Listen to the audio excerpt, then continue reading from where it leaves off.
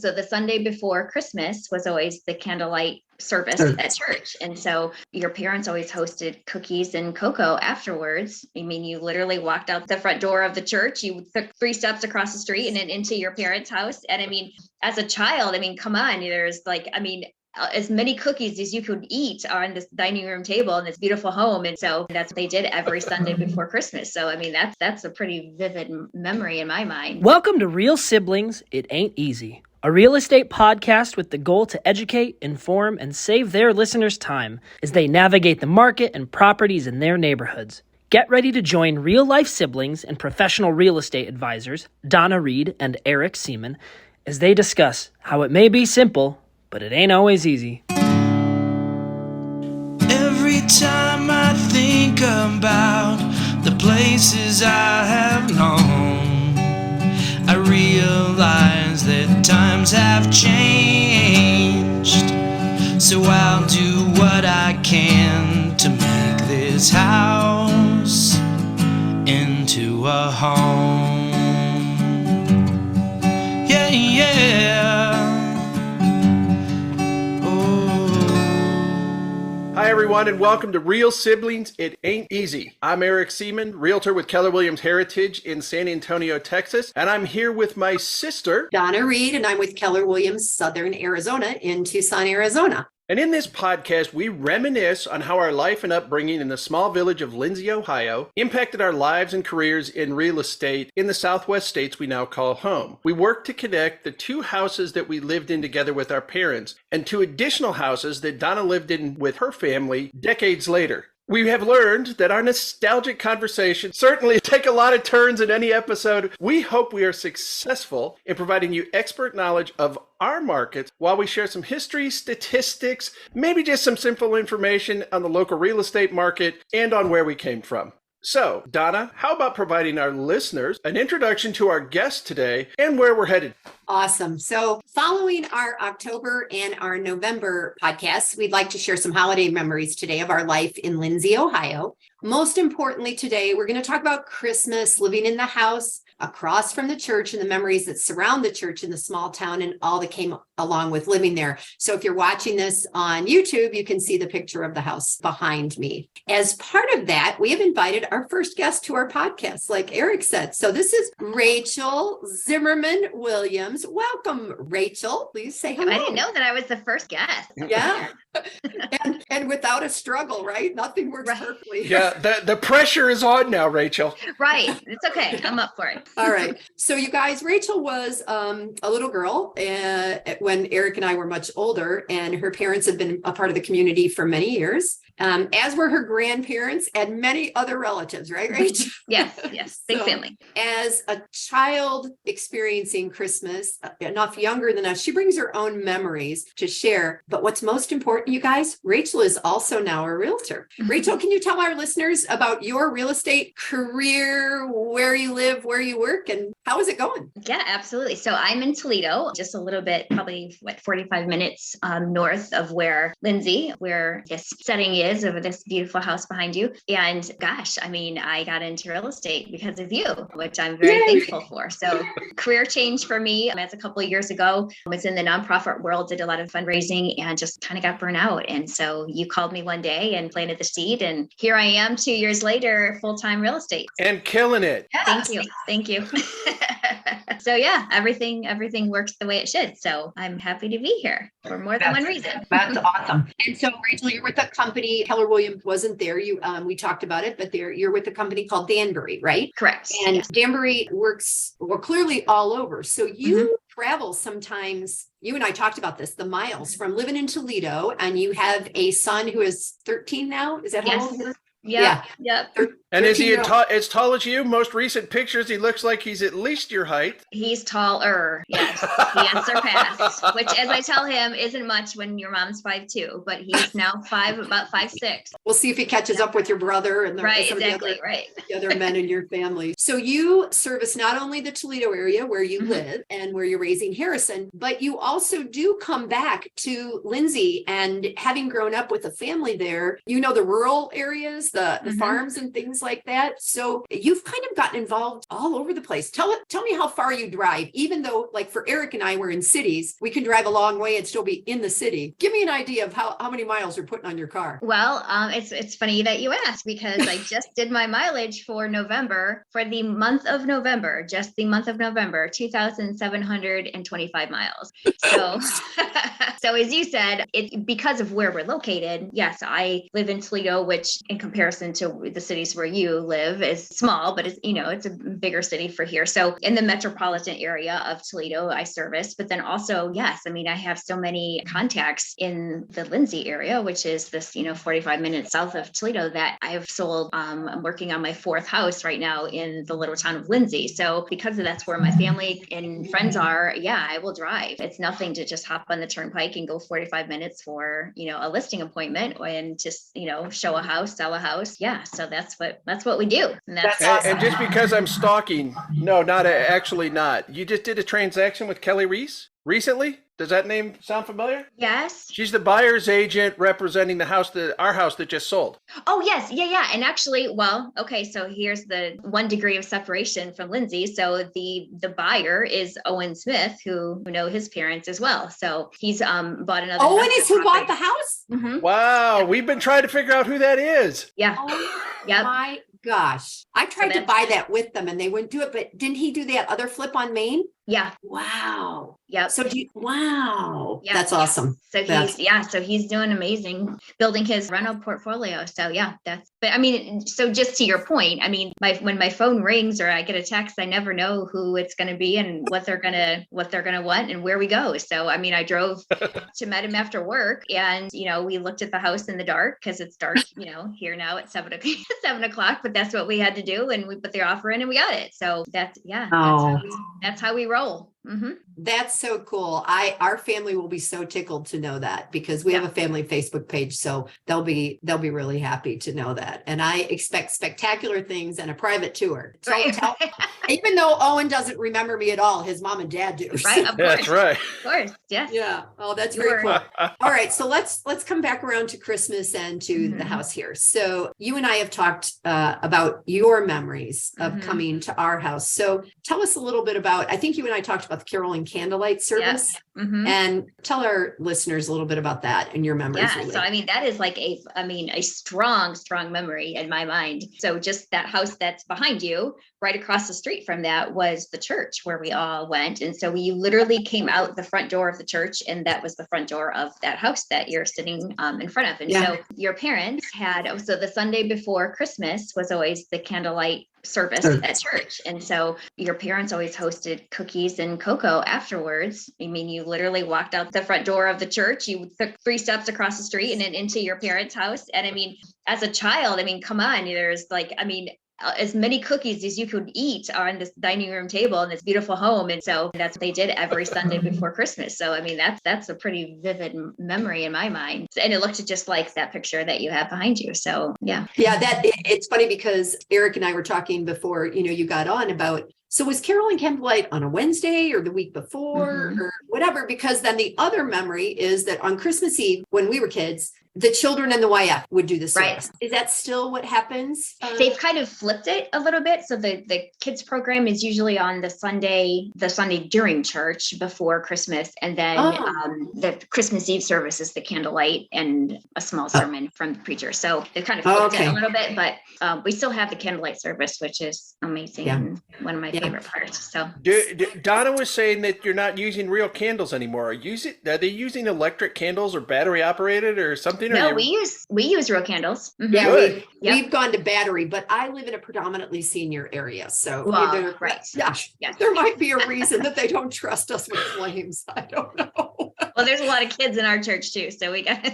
handle it with care, but opposite extremes. Yeah. So that is a memory that we had. I was telling Eric another thing that I remembered when Bill and Joyce Drager were the YF directors. Darren was, how does Darren relate in age to you? He is 10 years older than me, so he would be mid-50s, yeah. Okay, so he's closer to your age, Eric. So, okay. Yeah, Darren and Steve and Shelley and that group were all a couple years behind me. Okay. We were all in youth fellowship together, but when I was a senior, I think they were sophomores. Okay. So we, one year, Bill and Joyce were, I don't know, they were there, and I clearly was helping with Sunday school or junior choir or something like that, and Darren's part in the play was called The Shining Star. And I will never, ever forget this. He stomped up on stage. He had to have been about 4. And he stood at the microphone and he went, "Twinkle, twinkle." And then he stomped off stage. And that was his whole part.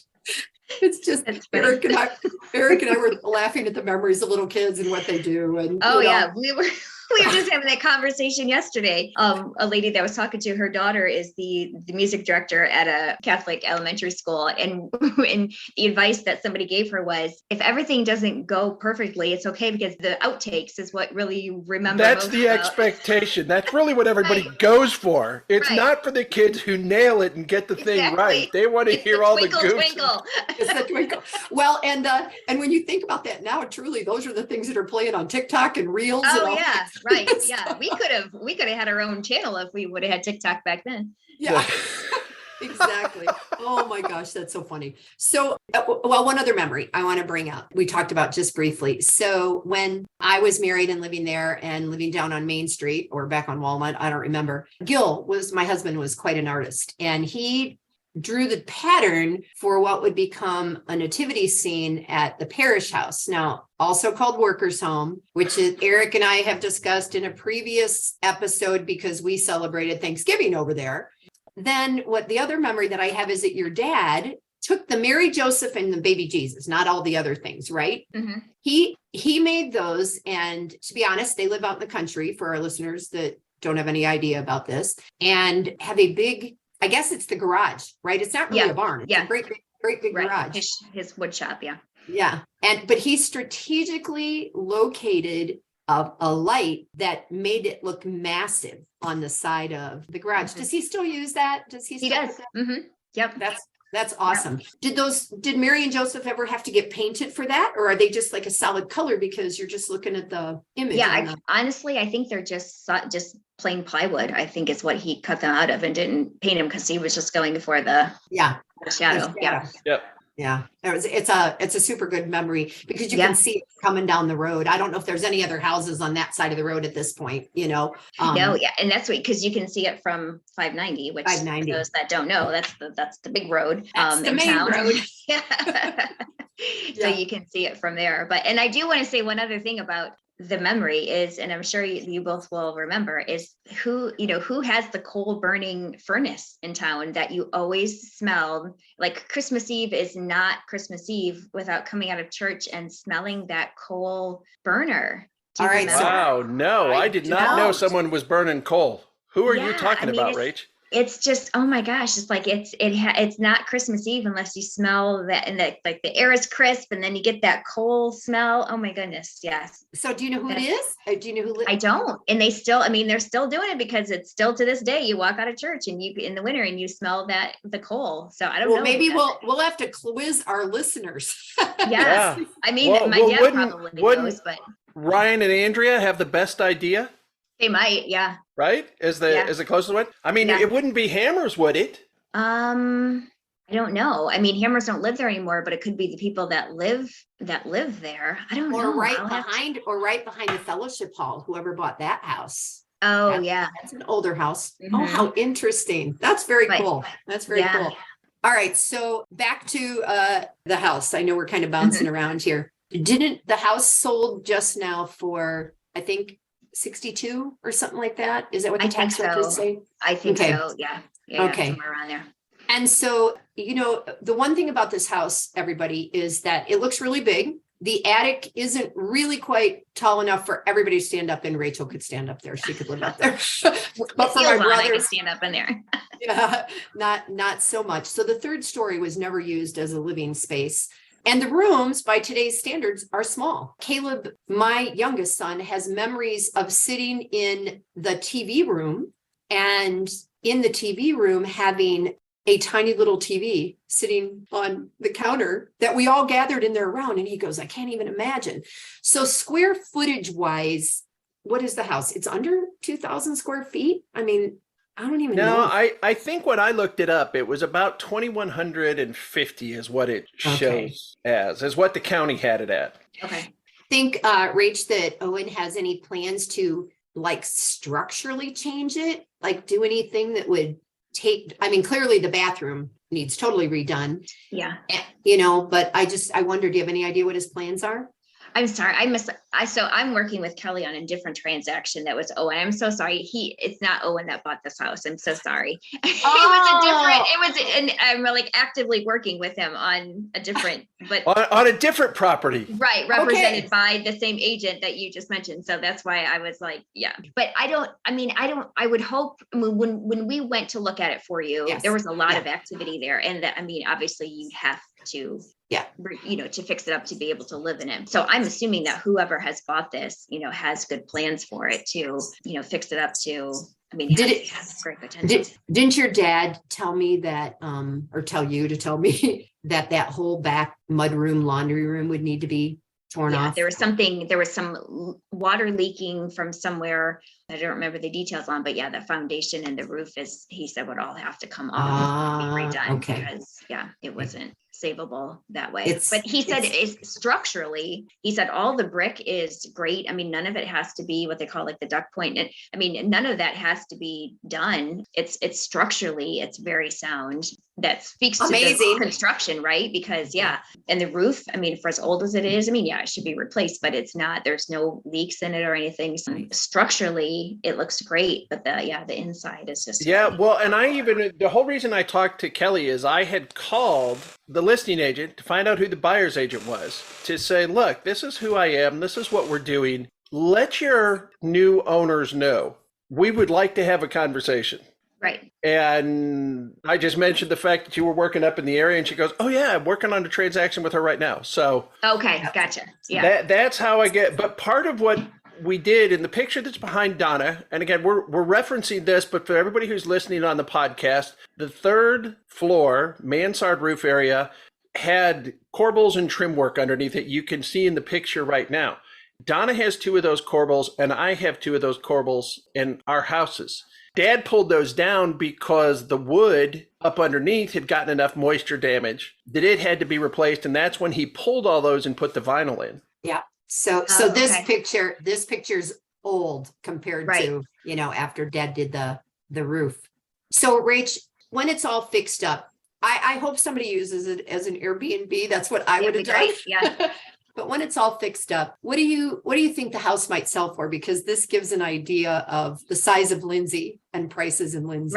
Right. So I can speak well to that because I've just had 4 transactions recently. So for that size, I would say around 190. If it's done, if it's refinished to its, potential. Original. And in original, there's only the 1 full bath downstairs, and upstairs is a very, very, very tiny, if I remember right. Like literally like back in. My dad and come out. Yeah. Rach, Dad added that for us. So that it's a toilet and a sink. That's it. That's literally, So because of that, when you're looking from feature standpoint, as you know, only 1 bathroom, but otherwise, it's a beautiful home. So I would say, and it has a nice corner lot. The garage, I don't know. Again, that might have to be torn down because I think so too. In great. So, but even if it were their detached garage, so you look at all those features, I would say at 190, if it's been restored to its complete potential for sure. And that's astounding because right now a house like that in my area is probably going to be selling in its as is condition at $250,000. Wow. Yeah. And same if it was in the historic part of Tucson, it could be anywhere from 200 to 500, depending on the lot around. Yeah. And then somebody would make it into $1 million house. And Denise, one other time we talked about this a little bit, and she's in the Orlando area. She kind of had the same comment, but that speaks to pricing around the country. And yet we all know that the same thing has been happening in your market. It kind of went crazy up, and you jumped into this in the middle of COVID, right? I did. So Right. Prices go up, they're a little bit crazy, and then they come down, and there's a little bit more competition. And I'm guessing the pricing structure might not be so different, but Toledo's got to be a little bit more competitive than maybe Lindsey. I don't know. Oh, for sure. Yeah, for sure. As both of you know, but some of the listeners might know is, I mean, if Lindsey is appealing to a certain amount of people, if you grew up there, or if you want a smaller town, if you have spouses that work, you know, in the neighboring bigger cities. And so that's kind of a midpoint. But if that's where you want to live, then yeah, there is some competition. But otherwise, yes, it's not as not as great of a competition as it's in Toledo, for sure. But that can do some opportunity. Okay, back to the house real quickly. What people can see, Dad used to put a candle in every window, and a candle being a red light bulb, in a paper wreath that was. It was honestly, it's a 1950s thing. If you go looking for them and shopping for them, those red cellophane wreaths, you can find at auctions. And I have a couple of them. When we cleared out things back in 2015, I took several of the wreaths to put next to my Christmas tree in my house.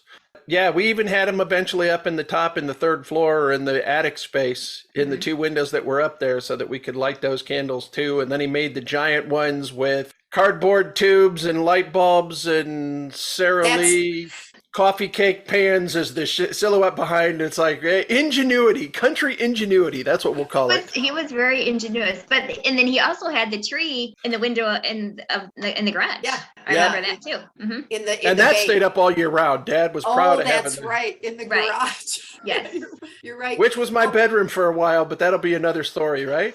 So the porch that you can see in the picture, this is the Lynn St side of the house. And you can't see it very well, but Dad also had written Merry Christmas cut out of wood. And that's kind of up at the top of the porch, and it looks real bright and white in this image. And then at the other house on Main Street, Rachel, like before you were born, that was across the street from, do you even know that when we say the Main Street house, that was right across from Ink Mosier's house? Right. We lived across there. Okay. Yeah. And so there was a big front window, and there was a wreath. Dad would use the tree leftovers from our tree when we would go cut our tree. And it almost always had blue lights for whatever reason. It was a blue wreath, and it said Merry Christmas, and then the Seemann's across the bottom. And Ken has that now. Ken is the one that has that stuff. So that's on this porch here, and part of and Ken is the woodworker in the family, so he's required to make duplicate sets for all of us. Oh, right. And he's going to personally deliver them. Yeah, no. That'll never. We'll bring him on the next family reunion. Yeah. So Rachel, we're getting close here to where we need to wrap it up. Is there anything else that you'd like to share about your Christmas memories, or maybe now bringing Harrison to Lindsey? Because I know that, you don't live there full time, but you go back and forth a lot. Yeah, right. Yeah, with it only being, 45 minutes from us. Sundays are usually family days where we, go to see mom and dad. But I mean, so I'm 46 years old. Until last year, when we all went as a family to my brother's vacation home in Boyne, I have spent every Christmas at my parents'. I have not slept in any other bed than at my parents' house for Christmas. That's cool. And so therefore Harrison has as well. So, I mean, Christmas mornings, like Santa comes to Grandma and Grandpa's. I mean, he doesn't believe in Santa anymore, but I know that guy. Right. Exactly. Yes, you do. He looks like you, as a matter. But I mean, Harrison doesn't know anything else other than he's never woke up at our house on Christmas morning. It's always been Grandma and Grandpa's. And so, when he was little, Grandma and Grandpa and he would spread the reindeer food in the driveway and leave the cookies for Santa. And so, yeah, I mean, Christmas to me is, and my mom and dad have lived in that house since the day they were married, and they will be married 50 years in February. So I was thinking that, and they kept adding on and adding on. Yes, they did. Yeah. Yes. It's been redone probably 5 times and added on to, but it's the same structure. So over Thanksgiving weekend, we came to mom and dad's house to watch the big Ohio State Michigan game, which is big here. And he had decorated for Christmas, and I pulled into the driveway, and like my heart just got warm, because now it's like, home for Christmas, because it's all decorated. And that's sweet. Yeah. That's an awesome memory. Thank you for joining us. I hope that you'll listen and you'll share. And if you watch it on YouTube, just know that I don't edit anything. And but if you listen to it, Eric takes care of it, makes the podcast. Good. a little better. I am so happy that you are doing so well in real estate. Thank you. That honestly, it's given you flexibility as a single Mhm. mom with your son. And I see Yes. the pictures that you post with Harrison sitting in the car Right. and things Even on like sick that. days.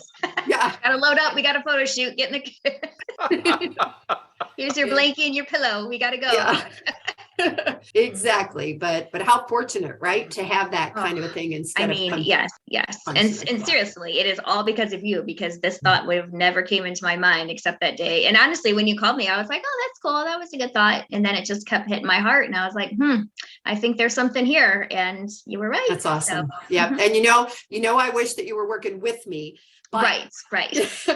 There, I'm glad that you're doing as well as you are. So thank you. Thank you. Eric, you want to wrap it up? I will bring this one to a close. We want to thank everybody for listening and joining us today. Donna, myself, and our guest, Rachel. We've reflected, reminisced about our life and Christmas in Lindsey, Ohio. Excuse me. As we conclude and close up this episode, please keep in mind that our goal is to communicate, educate, and connect with you, our listeners. If you're in Arizona, specifically in Tucson, or in South Central Texas, or San Antonio, we are both realtors with Keller Williams Heritage, and we are here to help you find the perfect property to call home and make your own lasting memories. If you are across the United States or somewhere around the world, we are both part of extensive networks of professional real estate advisors like Rachel, and we would be happy to connect you in those areas. Remember, it may be simple, but it ain't always easy. And until next time, I'm Eric. And I'm Donna. And we are Real Siblings. Merry Christmas, everybody. Merry Christmas. Merry Christmas. Every time I think about the places I have known, I realize that times have changed. So I'll do what I can to make this house into a home. Yeah.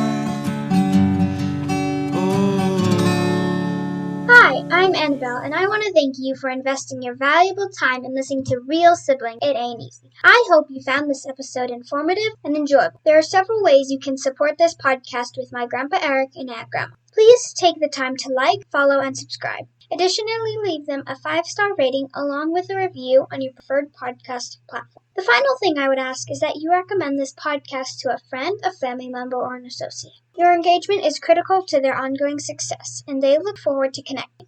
Check out the show notes Grandpa put together with their contact information, including emails, phone numbers, and website. And remember, the Real Siblings look forward to hearing from you.